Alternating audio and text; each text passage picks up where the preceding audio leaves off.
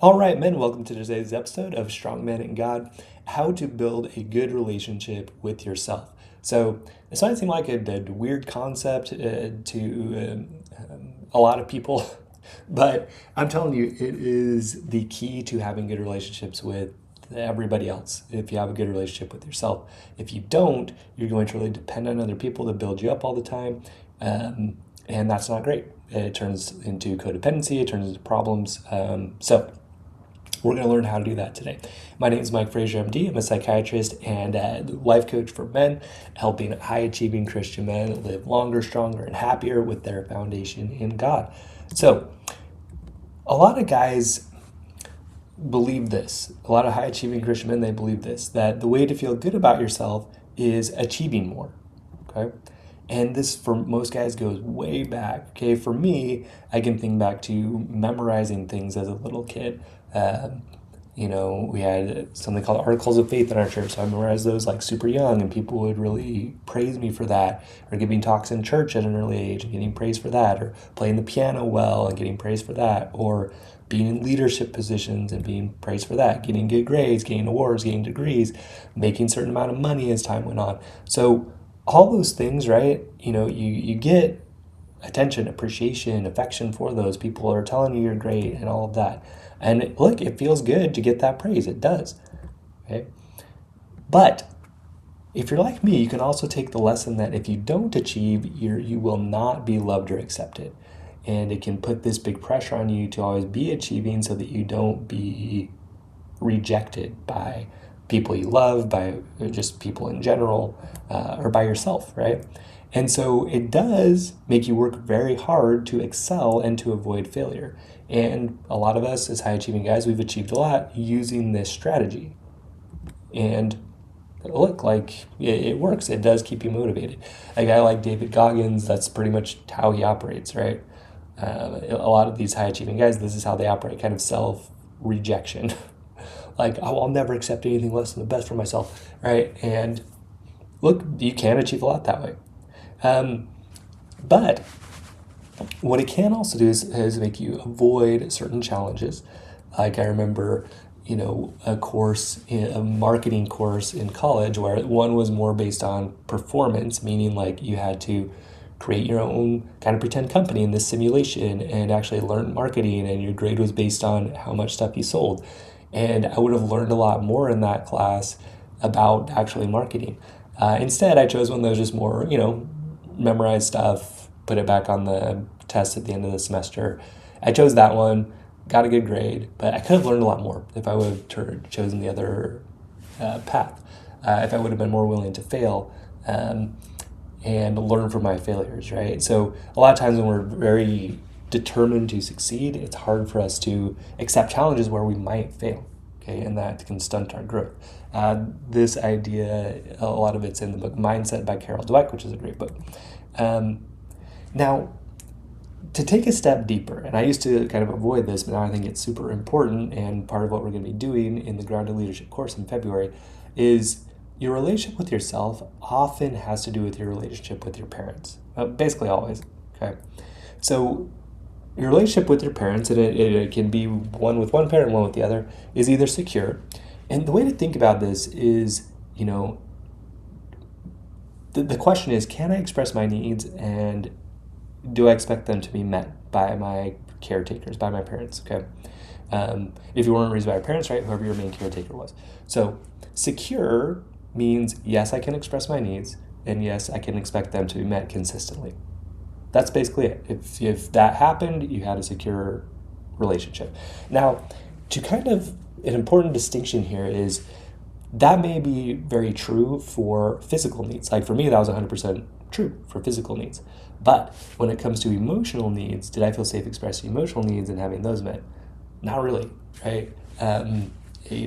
That I've had a hard time for a long time even understanding what emotional needs might be. So an example might be, hey, I'm feeling sad today. Could I say I was feeling sad and express comfort back? Or, could I say, oh, I'm feeling anxious about this and expect that I could be taken care of? Now, the weird thing in my case is I probably could have a lot of the times, but also there were things that happened that made me think, my parents weren't doing a great job managing their own emotions, and so I couldn't quite express mine because, if they couldn't manage theirs, how could they kind of meet mine, was kind of the message that I took away. So that would be called an ambivalent type of connection, where the main takeaway is there's like sometimes I can express my needs and they'll be met, and sometimes not. And in fact, sometimes it might even be kind of dangerous to express my needs, or maybe my parents don't seem like they're taking very good care of themselves. So that could be a parent that's pretty like really up and down. Maybe they have some kind of mental illness. Maybe they have like an addiction problem, right? Where it's like, hey, some days they're great and some days they're really bad, and I'm not quite sure what to expect, right? That creates an ambivalent connection. Avoidant is, I really can't, like, I don't expect anybody to meet my needs. Like, I don't expect to express them. I don't expect them to be met. I'm going to just have to figure stuff out on my own, right? That's an avoidant connection. So this is a parent that's more absent, emotionally or physically or both. Then disorganized is the most difficult one, where like you've gone through abuse by your parents, and this is where not only are my parents not going to meet my needs, I can't express my needs, but they're actually going to hurt me. Creates a very confused understanding of yourself, of your parents, of how life works, right? So bottom line is, if you didn't feel safe to consistently express your needs and consistently have the expectation that they would be met, you tend to have a less than secure relationship with yourself. Meaning, like let me ask you this question. Can you express your own needs and have them met by yourself? If you don't have a secure relationship with yourself, the answer to that's probably not. Probably don't even know what I'm talking about when I say, can I express my own needs, right? Because you probably don't do it very much, right? So that's where I want to get to, okay? Having a secure relationship with yourself means I can understand what my own needs even are, I can express them, and I can meet them for myself or with God, right?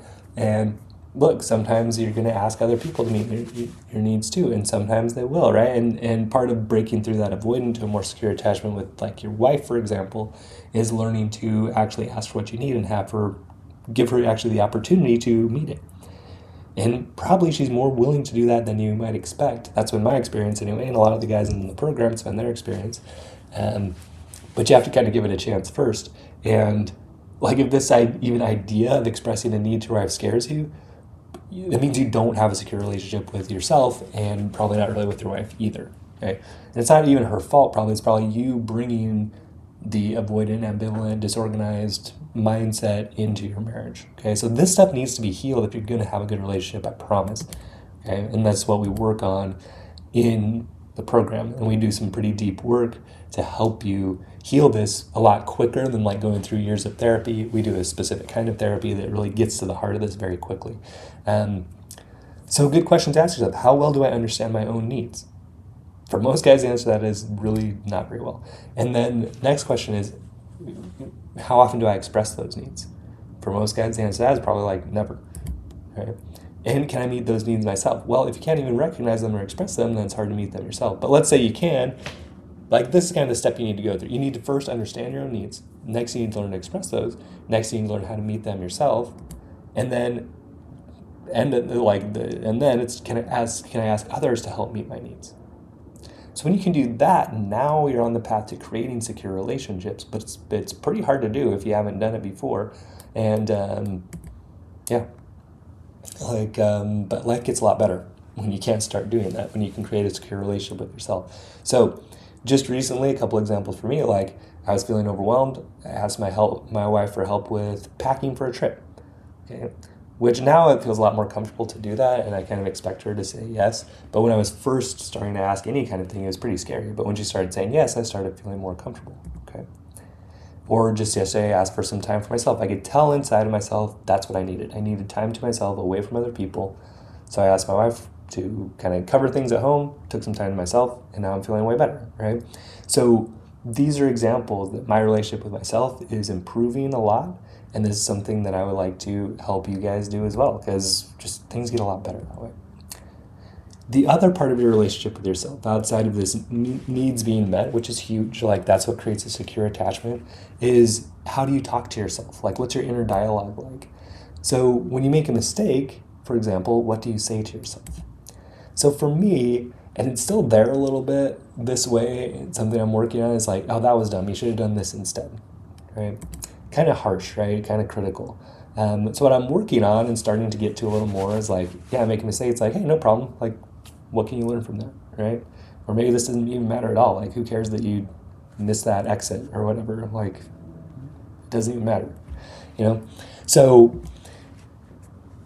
if your inner dialogue's critical, it's going to be hard to have a good relationship with yourself, right? It's not like you're not going to want to spend that much time with yourself, to put it that way, or you're not going to like to check in internally if you're always going to be critical of yourself. Okay, so a good question is like, would you talk to someone else the way that you talk to yourself?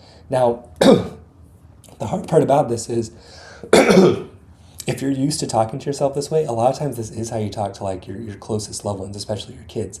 And that's what we want to break out of, right? Is talking to ourselves kindly and then talking to others kindly. So maybe you would talk to someone else the way you talk to yourself, but would that create a good relationship if you did that? Is probably a better question. So if you're always like, oh, that was dumb, you should have done that. That was stupid, you should have done that, right? Eventually these people are not going to really want to be around you if you're that critical of them. So if you're talking to yourself that way, you're not creating a very good relationship with yourself either, okay? So what are the steps to healing? The steps to healing. So we need to do inner child work and heal those childhood wounds, right? You need to spend time with that inner child, seeing and meeting your own needs, okay? You need to learn how to tend to your emotions well. You need to start noticing your needs and asking for your needs to be met by yourself and others.